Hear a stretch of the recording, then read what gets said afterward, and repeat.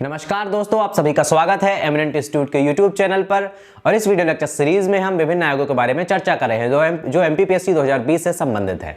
पिछले लेक्चर में हमने अन्य पिछड़ा वर्ग आयोग के बारे में चर्चा की थी। आज हम बात करने वाले हैं राष्ट्रीय अनुसूचित जाति आयोग की। तो पिछले लेक्चर में हमने ये देखा कि एक आर्टिकल है 338 अनुच्छेद में, भारत के 338 अनुच्छेद में अनुसूचित जातियों के बारे में हमने बताया था कि अनुसूचित जातियों के बारे में बताया गया है। तो अब हम बात करेंगे, जब ये आयोग बना था तो प्रारंभ में इसमें एससी एवं एसटी दोनों का एक ही आयोग था, पर बाद में इसे चेंज करके सिर्फ एससी का अलग और एसटी का अलग बना दिया गया है। तो आज हम पहले बात करेंगे राष्ट्रीय अनुसूचित जाति आयोग की। इसका परिचय क्या है, इसका निर्माण संविधान में कैसे किया गया, कब इसको वैधानिक निकाय बनाया गया, कब संवैधानिक निकाय बनाया गया, इसकी संरचना क्या है, इसमें सदस्य कितने होते हैं, अध्यक्ष कौन होता है, इसकी नियुक्ति कौन करता है, इसको हटाया कैसे जाता है, और मेन बात कि इसके कार्य क्या होते हैं, ये क्यों बनाया जाता है, और इससे संबंधित जो अन्य प्रावधान होंगे, अन्य चीजें होंगी, अन्य तथ्य होंगे, उनको भी हम जानेंगे। तो सबसे पहले हम इसकी संरचना समझ लेते हैं। सबसे पहले हम इसके परिचय को देखते हैं कि इसके बारे में कहाँ पे लिखा हुआ है हमारे संविधान में, इसका निर्माण कब किया गया, कैसे किया गया। तो जब हमारा देश आजाद हुआ, हमारा संविधान लागू हुआ, तो उसके 1950 में हमारे यहाँ क्या किया गया कि एक आयुक्त नियुक्त किए गए। अभी कमीशन की बात नहीं की गई थी, अभी जो एससी एवं एसटी से संबंधित विषय थे उनकी जांच, उनके परीक्षण के लिए एक आयुक्त नियुक्त किए गए। और आयुक्त कब नियुक्त किए गए थे? ये सन 1950 में।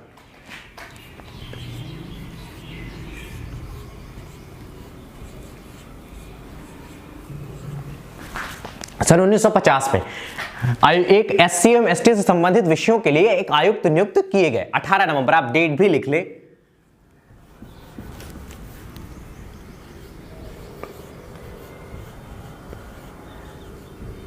अठारह नवंबर 1950 को एक आयुक्त नियुक्त किए गए। फिर धीरे धीरे जैसे कि मांग उठी होगी, तो उसके लिए क्या किया गया कि 1987 में एक वैधानिक आयोग बनाया गया जो प्रॉपर तरीके से इनसे एसटी एवं एससी संबंधित विषयों के लिए एक रिपोर्ट प्रस्तुत करता था, जो भी कार्य थे उनसे संबंधित सलाह देने का कार्य तो उसके द्वारा किया जाता था। तो ये आयोग बना, वैधानिक आयोग का निर्माण किया गया। अभी ये सिर्फ कानून से बना था, अब इसको संविधान में जगह नहीं दी गई थी, तो ये संवैधानिक आयोग नहीं था। तो ऐसा क्वेश्चन बन सकता है कि क्या 1987 में, वर्ष 1987 में जो एसटी एवं एससी आयोग था, तो क्या वह संवैधानिक आयोग था? तो नहीं, वो संवैधानिक आयोग नहीं था। वैधानिक आयोग इसे बनाया गया वर्ष 1987 में। इसे वैधानिक आयोग का दर्जा दिया गया, पर अभी संविधान में जगह नहीं दी गई थी। एक अधिनियम के द्वारा इसे संवैधानिक आयोग बनाया गया। 65वें संविधान संशोधन 1990 के तहत एससी एवं एसटी आयोग का गठन किया गया। और अब क्या हुआ, अब इसे संविधान में संशोधन करके संविधान में जोड़ दिया गया। और 65वें संविधान संशोधन के अंतर्गत ये अब एक विधिक एक आयोग बन गया था, और विधिक के साथ साथ ही एक संवैधानिक आयोग भी बन गया था। तो ये जो टाइमलाइन से आप जरूर नोट कर लें, क्योंकि इससे क्वेश्चन बनेगा कि कब वैधानिक आयोग का दर्जा दिया, कब संवैधानिक आयोग बना। तो 65वें संविधान संशोधन में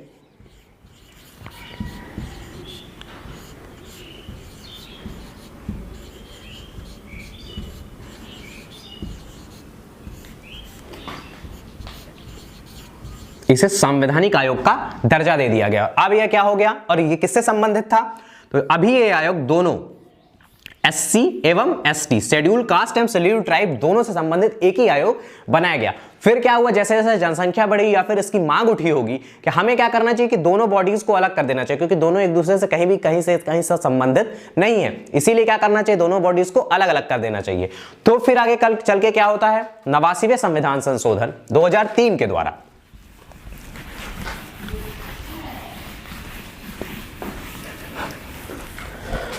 89वें संविधान संशोधन 2003 के द्वारा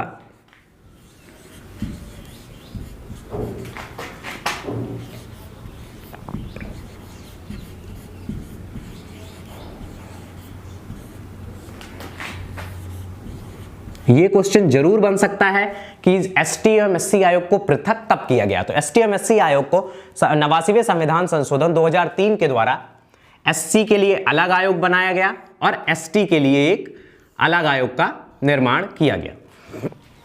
तो इस प्रकार जब 2003 में एक एससी के लिए आयोग बनाया गया, शेड्यूल कास्ट के लिए, अनुसूचित जाति के लिए, तो उसके बारे में संविधान के अनुच्छेद 338 में लिखा गया है। पहले क्या था, 2003 से पहले 338 में ही एससी एवं एसटी दोनों के लिए लिखा हुआ था, पर 2003 में नई व्यवस्था की गई और 338 अनुच्छेद में सिर्फ एससी के लिए लिखा गया और एक नया आर्टिकल जोड़ा गया, 338 ए में एससी के बारे में 338 का जोड़ के एससी के बारे में लिख दे, जो हमने देखा हुआ है कि पिछड़ा वर्ग आयोग के बारे में 338 बी में लिखा हुआ है। तो ये एक अलग आर्टिकल जोड़ा गया और फिर इस जो ओरिजिनल वाला था उसमें सिर्फ एससी के बारे में लिखा गया। तो आप ये भी नोट डाउन कर लीजिए कि इस आर्टिकल, कौन सा आर्टिकल किससे संबंधित है। 89वें संविधान संशोधन के द्वारा अब इसे एक संवैधानिक दर्जा दे दिया गया। अब हम इसके जब अध्यक्ष थे, तो जो इसके प्रथम अध्यक्ष थे उनके बारे में हम बात कर लेते हैं। भोला पासवान शास्त्री इसके प्रथम अध्यक्ष थे।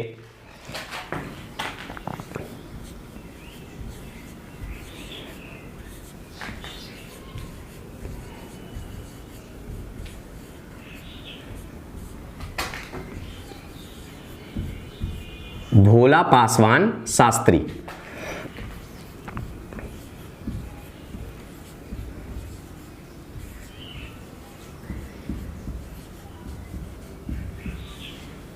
ये इसके प्रथम अध्यक्ष थे। जब ये निर्माण हुआ तो उसके प्रथम अध्यक्ष भोला पासवान शास्त्री थे और इसके एक उपाध्यक्ष का पद भी होता है, तो उसके लिए प्रथम उपाध्यक्ष थे फकीर भाई बाघेला। उनका भी नाम नोट डाउन कर लीजिए, शायद पूछा जाए कि प्रथम उपाध्यक्ष कौन थे, क्योंकि एक उपाध्यक्ष का पद भी इसमें होता है, जो कि हम आगे देखेंगे।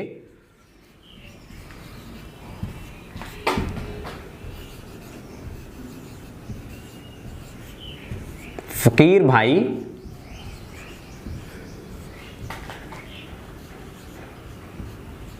बाघेला, ये इसके प्रथम उपाध्यक्ष थे। तो अब क्वेश्चन ये भी रेज होता है कि इसके वर्तमान में अध्यक्ष कौन है, तो इसके वर्तमान में अध्यक्ष है रामशंकर कठेरिया। इसके वर्तमान में अध्यक्ष रामशंकर कठेरिया है।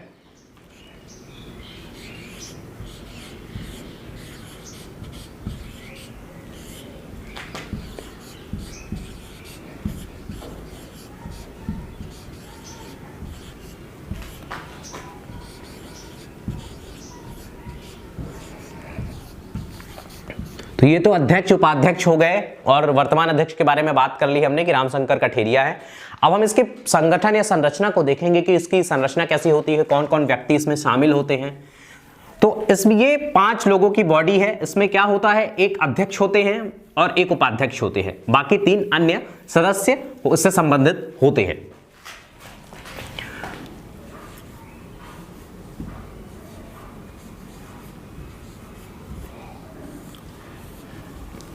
तो इस निकाय में एक अध्यक्ष होंगे,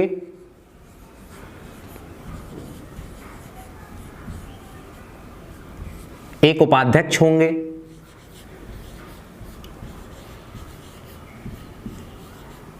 एवं 3 सदस्य होंगे। इनकी नियुक्ति कौन करता है, तो इनकी नियुक्ति करती, क्योंकि ये जो है तो एक राष्ट्रीय निकाय है, इनकी नियुक्ति जैसे पिछले वालों की नियुक्ति जिसके द्वारा की जा रही थी, मतलब भारत के राष्ट्रपति के द्वारा इनकी नियुक्ति की जाती।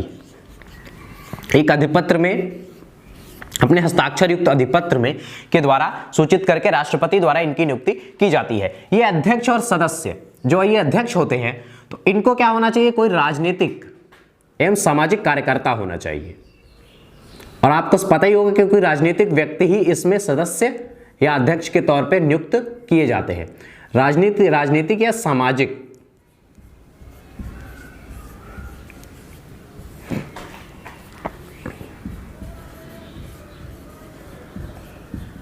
राजनीतिक या सामाजिक इसमें कार्यकर्ता होना इसका आवश्यक है। एक उपाध्यक्ष होंगे, 3 सदस्य होंगे। अभी ये भी बात चल रही है कि 2 इसमें एक महिला का भी होना आवश्यक है।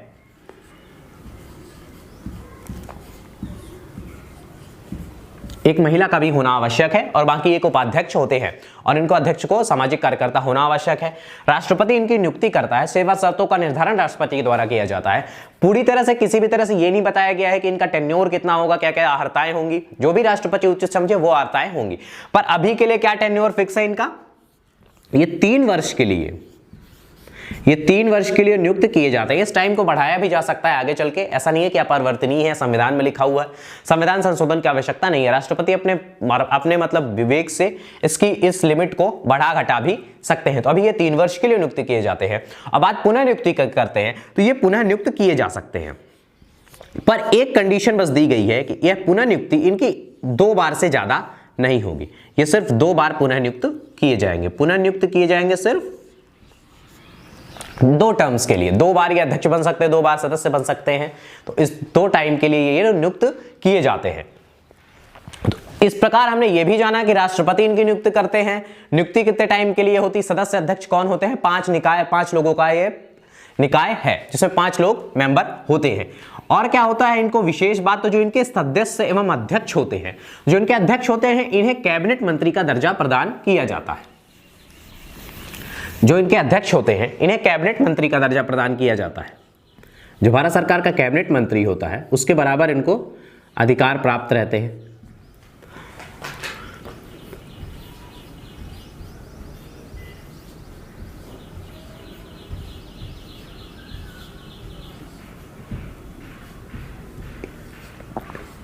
जो उसके उपाध्यक्ष होते हैं उन्हें राज मंत्री का दर्जा प्राप्त होता है। जैसे आपने सुना होगा कि किसी विभाग के स्वतंत्र प्रभार के मंत्री हैं, राज मंत्री हैं, तो उन मंत्रियों का दर्जा इन्हें प्राप्त होता है, उपाध्यक्ष को।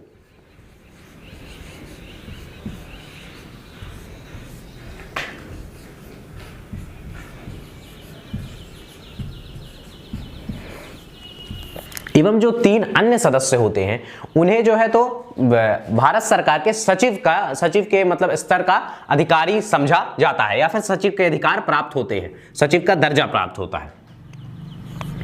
और जो अन्य सदस्य होंगे इन्हें सचिव का दर्जा प्राप्त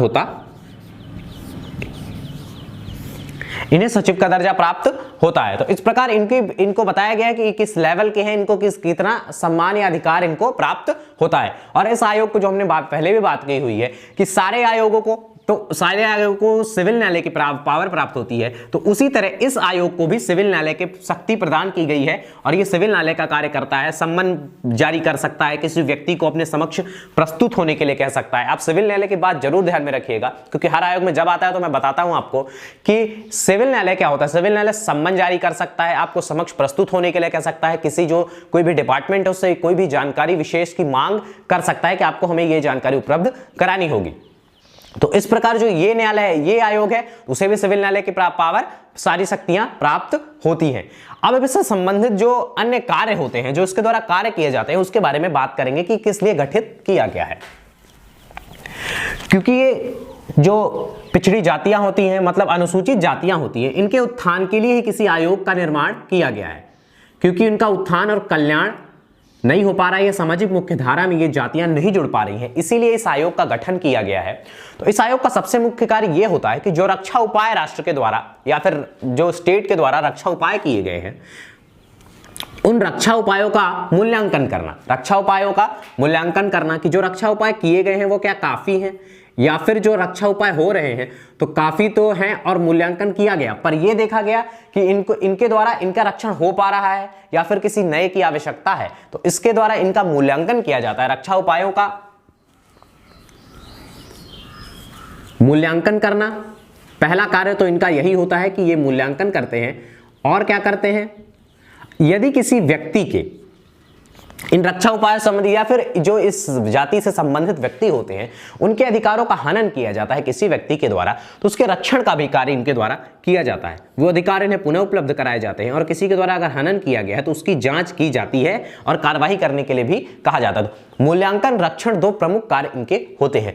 और क्या होते हैं इनके कार्य, सबसे बड़ा कार्य इनका यह होता है कि ये प्रतिवर्ष पूरे देश में जांच करते हैं और राष्ट्रपति को क्या प्रदान करते हैं, प्रतिवेदन प्रदान करते हैं। सभी आयोगों का जैसे काम होता है वैसे इन आयोग का भी काम होता है एक प्रतिवेदन राष्ट्रपति को प्रदान करना। अब टाइम पीरियड की बात करें तो टाइम पीरियड इसमें फिक्स नहीं किया गया कि प्रतिवर्ष दिया जाएगा, जब भी ये उचित समझे या राष्ट्रपति उचित समझे तो इनसे प्रतिवेदन मांग सकते हैं। और क्या करते हैं इनके द्वारा, एक काम, जब कोई नीति बनाती है सरकार, जब सरकार किसी नीति का निर्माण करती है तो और वो संबंधित होती है अनुसूचित जाति से, तो इनसे सलाह करना और परामर्श लेना आवश्यक होता है। सरकार से सलाह और परामर्श का कार्य भी इस आयोग का होता है, सलाह एवं परामर्श का। और क्या करते हैं ये लोग, रक्षण तो किया, इनके द्वारा किसी विशेष मैटर की अगर जांच भी की जाती है, अगर किसी के अधिकारों का हनन हुआ है तो उसकी भी जांच की जाती है, और प्रतिवेदन, सलाह, परामर्श भी दिया जाता है। पर क्या होता है, जैसे ये राष्ट्रीय आयोग जो होता है, तो हर जगह क्या होता है कि हर बॉडी में स्टेट आयोग भी होते हैं, पर अनुसूचित जाति आयोग में कोई भी स्टेट बॉडी नहीं फॉर्म है। स्टेट अपने अलग से राष्ट्रीय मतलब राज्य अनुसूचित जाति की राज्य जनजाति आयोग की स्थापना नहीं कर सकता है। जो राष्ट्रीय आयोग होगा वही भी उनके मैटर की भी जांच उन्हीं के द्वारा की जाएगी।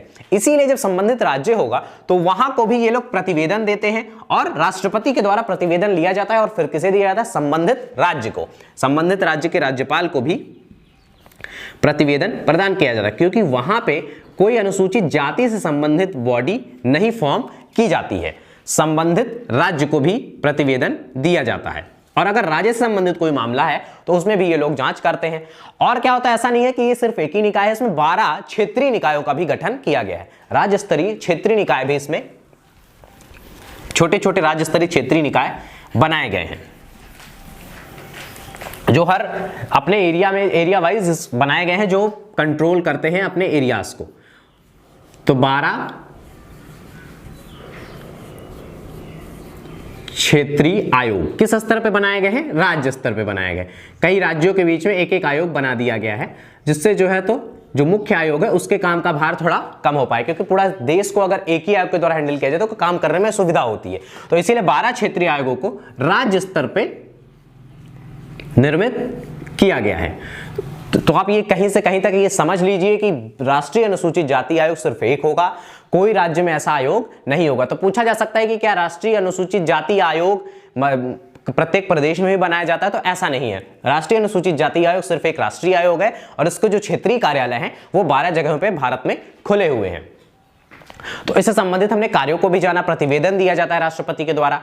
और आज हमने राष्ट्रीय पिछड़ा वर्ग आयोग, राष्ट्रीय अनुसूचित जाति आयोग के बारे में बात की और इसके परिचय को समझा, इसके आर्टिकल को देखा कि कौन से आर्टिकल में है, क्यों बनाया गया है, इसकी शुरुआत कब से की गई, इसकी संरचना कैसी होती है, कौन कौन से इसमें सदस्य होते हैं। जैसा कि हमने देखा कि इसमें 5 सदस्य होते हैं, एक अध्यक्ष, उपाध्यक्ष एवं 3 अन्य सदस्य भी होते हैं। इनके कार्य क्या होते हैं, इनके कार्य वही होते हैं कि अनुसूचित जाति से संबंधित मामलों को की जांच करना, मूल्यांकन करना, जो उपाय बनाए गए हैं उनका रक्षण करना। और क्या इनके और संबंधित कार्य हो सकते हैं, और संबंधित कार्य प्रतिवेदन देना, जैसे सभी आयोग इनके द्वारा प्रतिवेदन दिया जाता है। और हमने ये देखा कि जो इसके क्षेत्र प्रत्येक राज्य में नहीं होते हैं, क्षेत्रीय कार्यालय बनाए हुए हैं 12 जगहों पे। तो इस प्रकार हमने आज राष्ट्रीय अनुसूचित जाति आयोग के बारे में चर्चा की। अगले लेक्चर में हम राष्ट्रीय अनुसूचित जाति आयोग के बारे में बात करेंगे, जो हमारे इसका अगला टॉपिक होगा अनुच्छेद 338A के बारे में हम अगले में बात करेंगे। तो हमारा वीडियो आपको कैसा लग रहा है प्लीज कमेंट करके बताइए। हमारे चैनल को सब्सक्राइब करिए, लाइक करिए, बेल आइकॉन प्रेस कीजिए। धन्यवाद।